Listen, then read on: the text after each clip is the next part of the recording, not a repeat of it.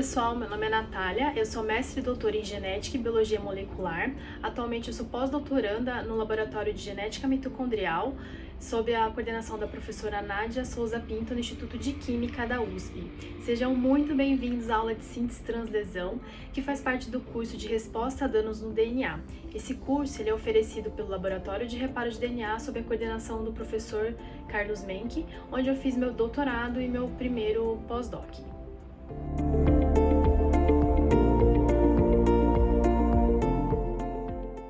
Bom, então vamos lá. Diferentes lesões no DNA ativam diferentes mecanismos de reparo. Por exemplo, vocês já viram ou verão aqui nos vídeos que lesões que distorcem a molécula de DNA são reparadas pelo reparo por excisão de nucleotídeos, e que bases oxidadas são reparadas pelo reparo por excisão de bases. Lesões no DNA também podem bloquear a progressão da forquilha de replicação. Essas lesões que bloqueiam a replicação são, no geral, volumosas e impedem a progressão da DNA polimerase replicativa. Essas lesões que param a forquilha de replicação podem ser reparadas pelo mecanismo de reparo por excisão de nucleotídeos. No entanto, quando há muitas forquilhas de replicação parada, para que esses locais não entrem em colapso e resulte em quebra de fita de DNA, as células dispõem de um mecanismo conhecido como síntese de translesão. Do inglês Translation Synthesis, o TLS, que é um mecanismo que replica o DNA contendo dano, e é sobre esse mecanismo que nós vamos falar um pouquinho nesse vídeo. Vários são os tipos de lesões no DNA que param a forquilha de replicação, como por exemplo sítios aporínicos ou apirimidínicos, estruturas G-quadruplex e os adultos de cisplatina.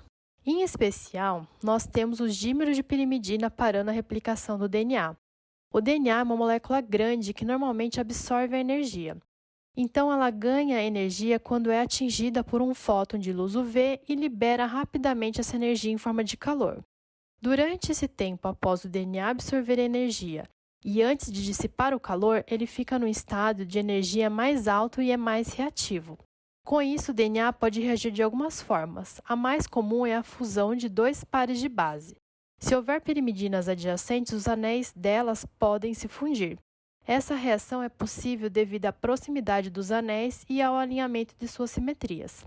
Os dímeros de pirimidina do tipo CPD e 6,4 são as principais lesões no DNA ocasionadas por excitação direta após a exposição à luz UV.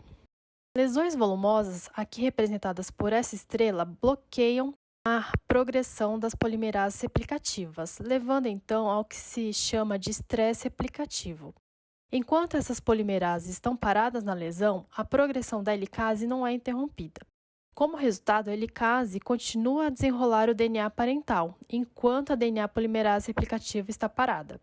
Isso leva ao desacoplamento entre a helicase e a polimerase replicativa e, consequentemente, leva à geração de DNA simplici-fita. O DNA simplici-fita é rapidamente recoberto pela proteína de replicação A, ARPA, e ativa a via de ATRCHK1 para manutenção da integridade da forquilha de replicação, estabilização do reinício da forquilha e parada do ciclo celular para garantir a sobrevivência celular. Mas então, como é que esse bypass acontece? Primeiro vamos falar das polimerases de síntese de translesão.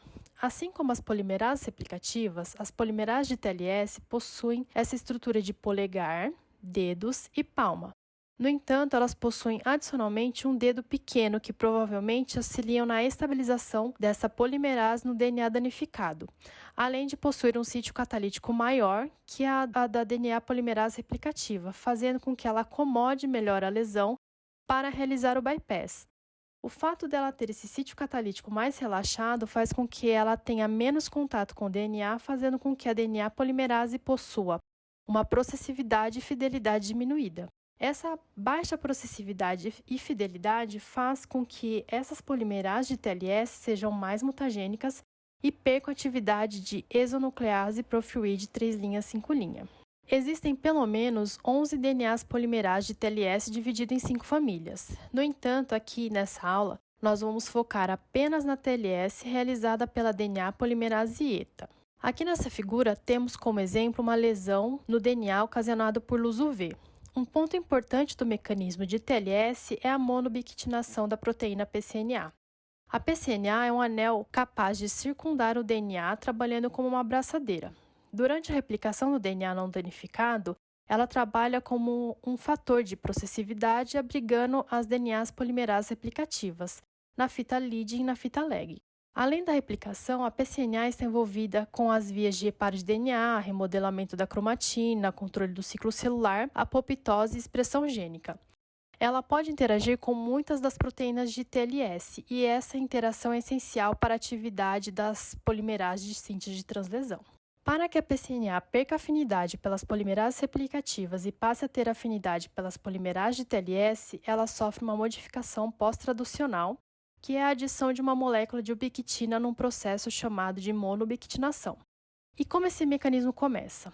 Como eu havia dito, após o bloqueio da DNA polimerase replicativa pela lesão, há a formação de DNA simplesfita que é coberto por RPA.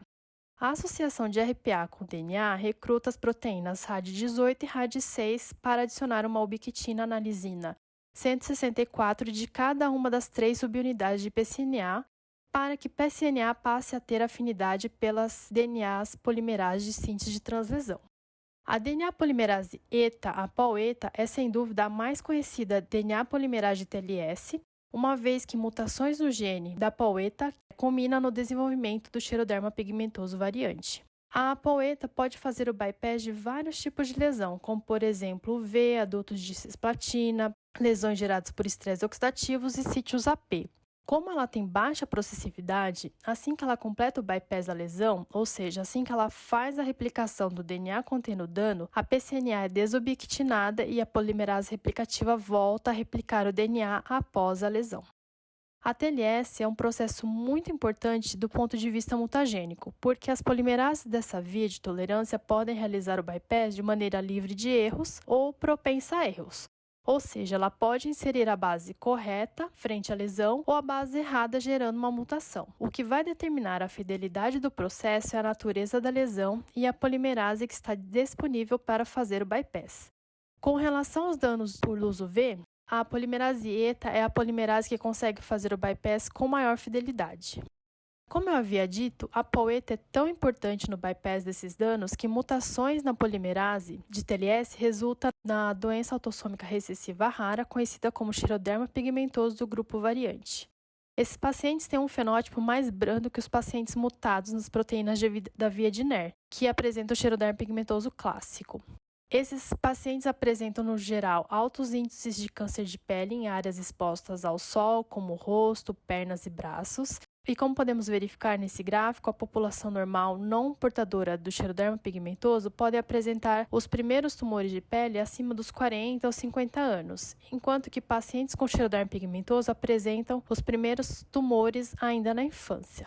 Bom, pessoal, o que eu gostaria que vocês entendessem ao final dessa aula é que as células dispõem de um mecanismo para tolerar os danos no DNA, que esse mecanismo é conhecido como síntese de translesão.